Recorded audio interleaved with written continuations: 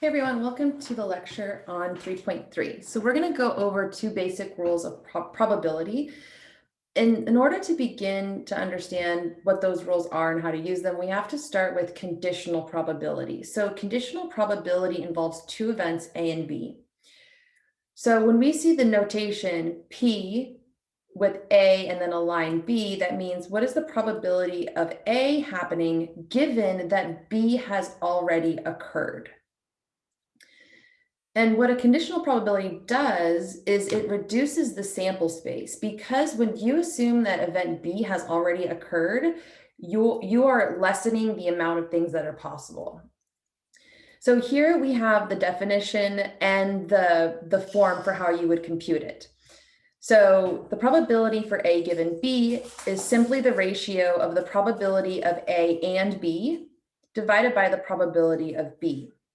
There is another way to compute it using tree diagrams, and I'll show both in this lecture. So I just want to remind us that we already know that mutual exclusive events give us 0 for the probability of A and B. Hence, if we had the probability of A given B for A and B mutually exclusive, you would have 0 over the probability of B, and that would equal 0. And hopefully this makes sense to you, because if you are mutually exclusive, that means that A and B cannot both happen. So if B has already happened, that means A can't happen. So the probability of A happening given that B happened, that really should be 0. And it is here even following this formula. For independent events, that's what we get when the outcome of one doesn't affect the other. So if we look at our conditional probability here, probability of A given B, then that's going to be the probability of A and B, which we know from independent events should just be written as such, divided by the probability of B. And we can see that the probability of B's cancel out. So it's really just the probability of A. And hopefully this makes sense as well, because the probability of A given that B happens. Well, B has no effect on how A is going to go. So telling me about B, that doesn't change anything. So it still just should be the probability of A. All right, so let's look at some examples of conditional probability. And like I said, we're going to do it two ways. I'm going to show you using the formula that we have up there, and then I want to show a setup using a probability tree. So here we have a table, a two-way table for tests, their scores, and these two different groups, X and Y. The question is, if one student is chosen at random, find the probability that the student was in group X, given that they got an A. So what we have here is we want to find the probability that the student was in group X, but we also have this previous knowledge that they got an A. Right, so just by what we had previously, X and A divided by the probability of A. Okay, so the probability of X and A and the probability of A is what we're after. So the first thing we have to know is, well, how many students are even in here? Because if I don't know how many we have total, I can't do probability. So to figure out the total number of students, we just want to add up all of these values.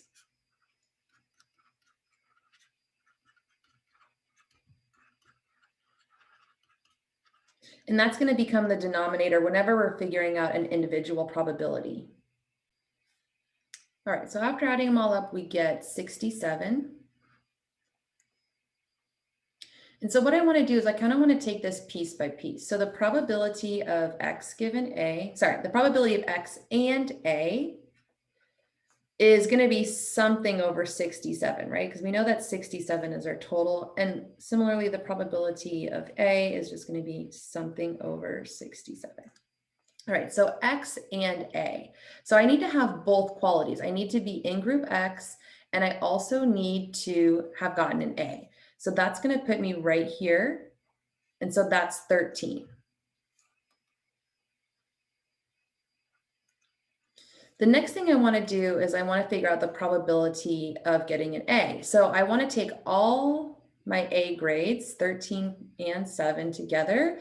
And these are all my A's. So 13 plus 7 gives me 20. So now I know that I have 20 over 67 is the probability of an A. And so all that remains is just to take 13 over 67 and divide that by 20 over 67.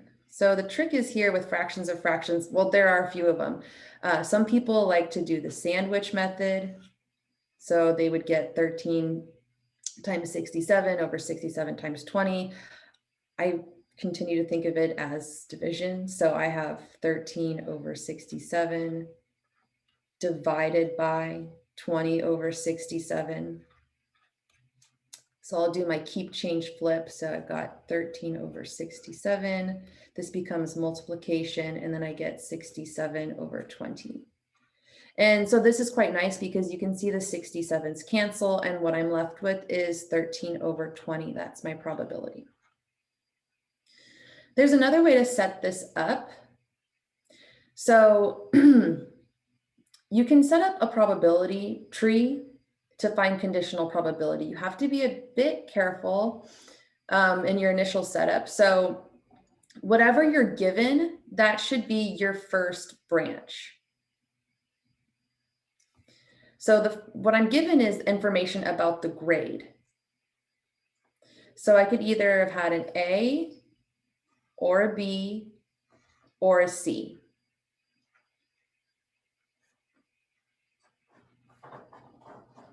And what I want to do is I want to find the probability. Oh, so what is the probability of getting an A? Well, we saw just a minute ago that that was 20 over 67. What's the probability of getting a B? Well, I would just come here and I would look at all my B's and I'm like, okay, well then that would be 22 over 67.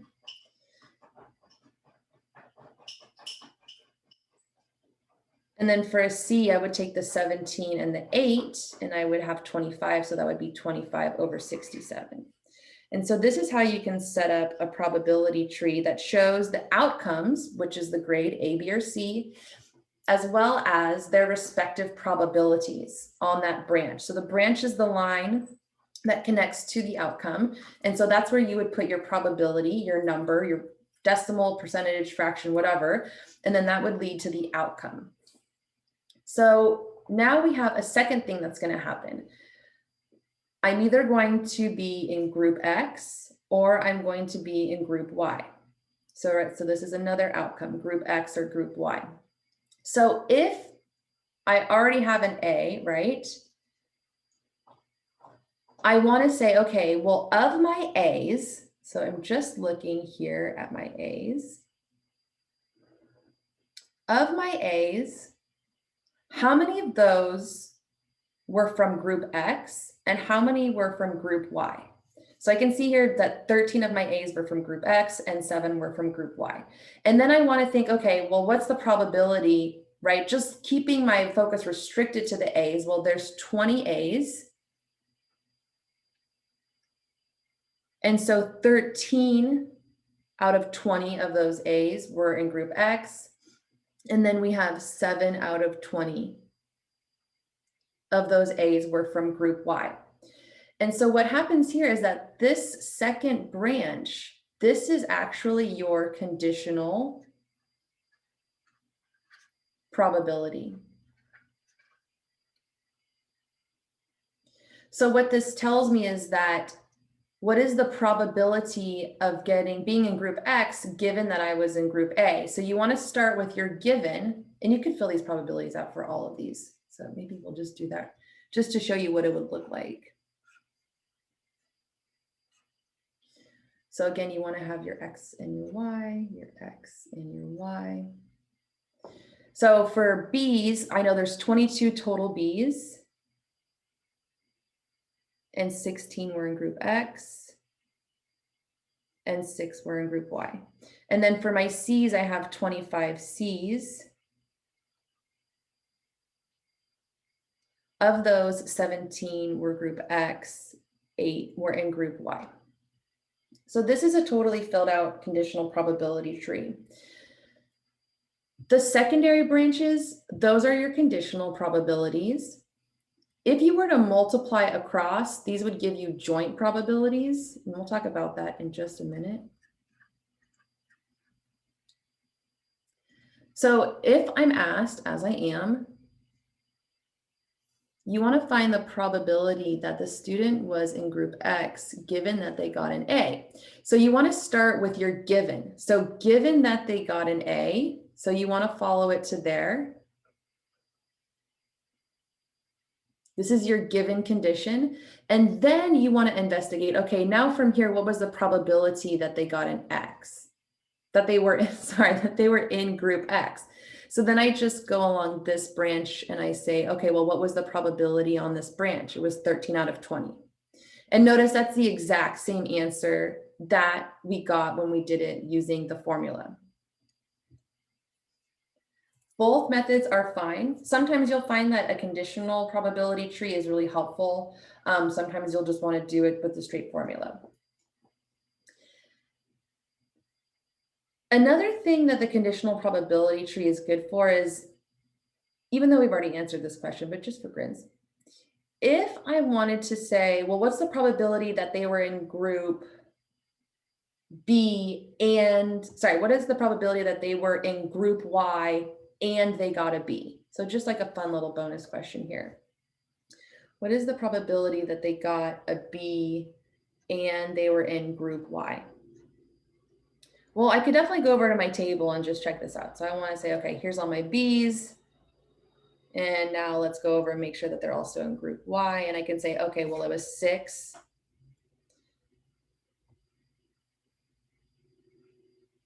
And since it's a probability, I want to put that over the total number, 67. If I wanted to use my tree to figure that out, maybe I don't have this nice two-way table or whatever. What I have to do is I have to follow my branches. So I want to make sure I'm B and then Y, or Y then B, depending on how you set up your table, but I got to hit both qualities. So I have B, okay, and then I come down to Y.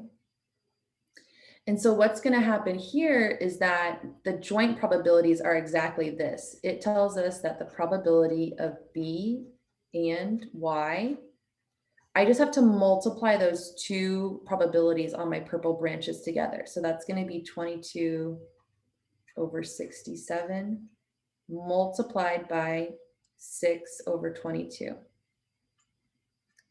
And notice that we have this nice cancellation of the 22s, leaving us with just 6 over 67. So again, there's going to be times when the conditional probability tree is like very straightforward. It seems like the optimal way to do it. That's great. Go for it. There's times when you're just like, I'd rather just look at the table and crunch this out that way. That's great. Totally up to you. So let's do another example here where we're going to try, we're going to switch things around a little bit. So this is the exact same table, but the question is slightly different here. We're asked to say,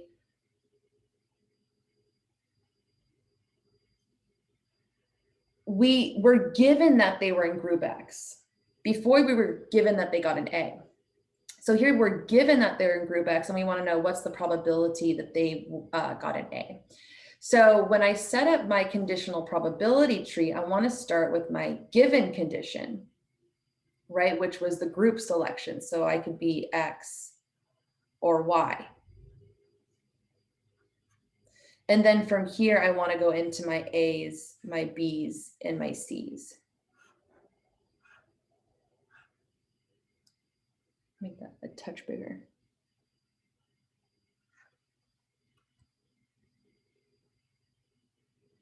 So in order to set up my probability tree, I need to figure out, okay, well, what's the probability of being in group X and what's the probability of being in group Y? So I know that everything's going to be at a 67 for this first branch because this is not conditional yet. So how many X's, let's see, out of the 67? So my total number of X's, 13 plus 16 plus 17. So that should give me 46. And so this first branch has probability 46 out of 67. Whereas the probability of being in Y, that's 7 plus 6 plus 8, which gives me 21. And so this is 21 out of 67. And so now to handle the ABC part, I want to look at just group X. So I know I have 46 X's, so all of these are going to be out of 46. Similarly with the Y's, I know I have 21 Y's, so all of these are going to be out of 21.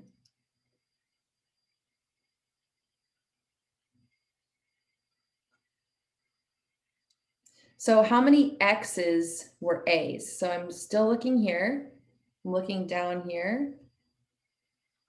I have 13 from group X, 13 of them were A,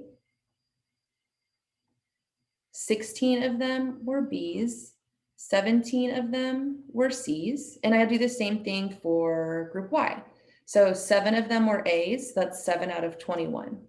6 of them were B's, so that'll be 6 out of 21. So 7 out of 21, 6 over 21, and then I'll have 8 over 21. So if you wanted to ask the question, what is the probability of getting an A given that they were in group X? Then what happens is I want to start with my given, which was my given information was that I am in group X. And then I just want to look at the conditional probability. From here, what was the probability of getting an A? And so I just look at that branch right here and I say, okay, well, it was 13 out of 46.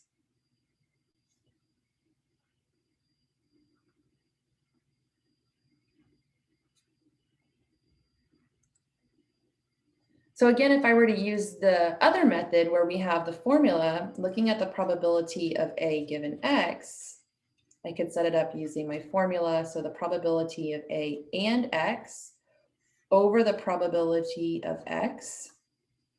So the probability of X, we actually already saw there's 46 total X's and there are 67 total people. So the probability of X is just 46 over 67.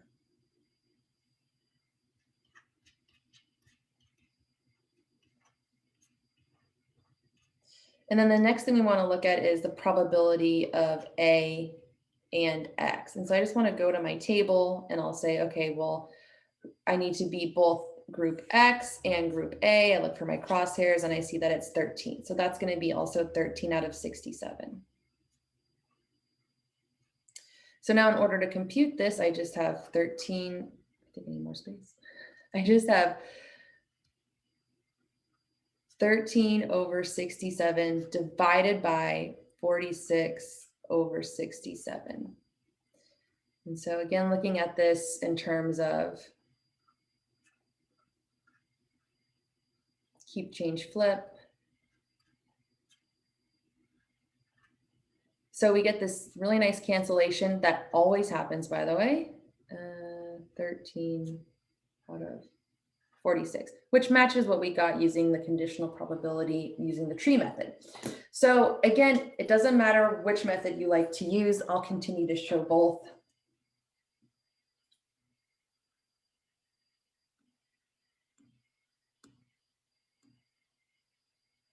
All right, so now we want to use the idea of conditional probability to make a determination about dependence or independence. So let's just recall really quickly what it means to be independent, right? So independent means that if you have two events, A and B, the probability of A and B is just the same thing as the probability of A times the probability of B. So in the context then of conditional probability, if you had the probability of A given B, we just saw earlier that that would end up being only the well, let's write it out one more time. Right, this is by definition.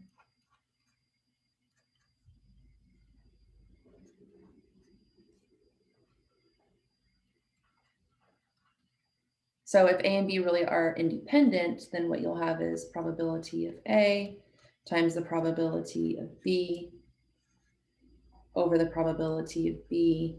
Again, these cancel. And so this is probability of A. And similarly, you would have something like this, probability of B given A, if they're independent, would equal the probability of B.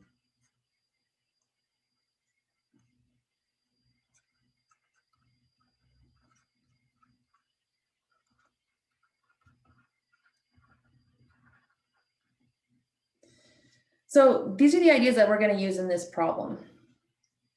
So here we have inbred dogs. Wow. And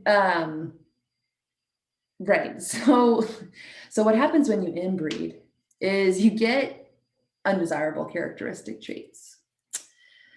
In this case with the dogs, it's going to be deafness, but we're inbreeding to also preserve some recessive traits such as blue eyes. So we want blue eyes. We might get a little bit of deafness on the side. We want to see whether or not the blue eyes and the deafness are actually even independent events. So what we have here is we have to set up like what events are going to be what. So let's let B be the event blue eyes.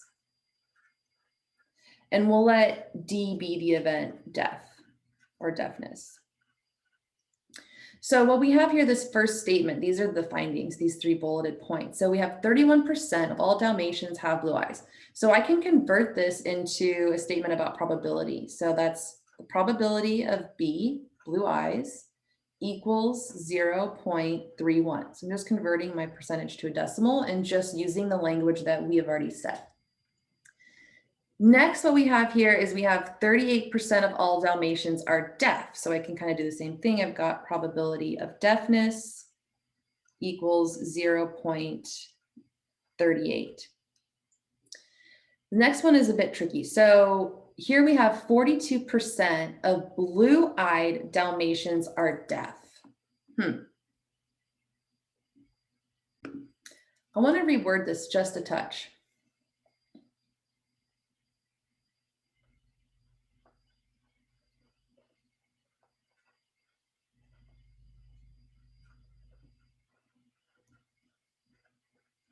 Of the blue-eyed Dalmatians, 42% of them are deaf.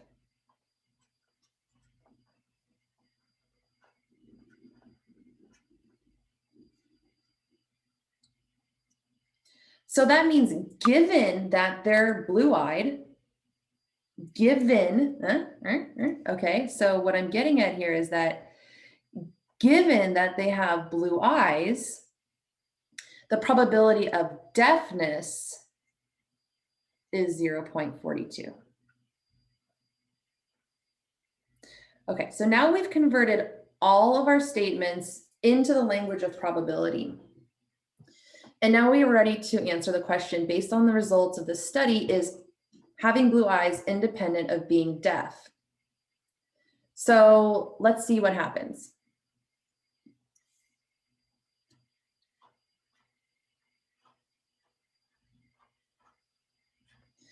Well, if they are being independent, right? If deafness and blue eyes are independent events, then we know that this would have to equal the probability of deafness and blue eyes over the probability of blue eyes. But here we have, again, this is, I'm going over this again, definition. And now I'm going to apply the assumption, or just to check to see if they're independent. So if they are independent, then this would have to be the probability of D, deafness, times the probability of B, blue-eyed, over the probability of B. Okay, so what we're really checking is, does the probability of deafness given blue eyes equal the probability of deafness? Well, we know the probability of deafness is 0.38. And we know the probability of deafness given blue eyes is 0.42. And it's clear that these are not equal, so they are not independent. That is to say that the blue-eyedness, which comes from inbreeding, does actually play a role in affecting the likelihood of deafness.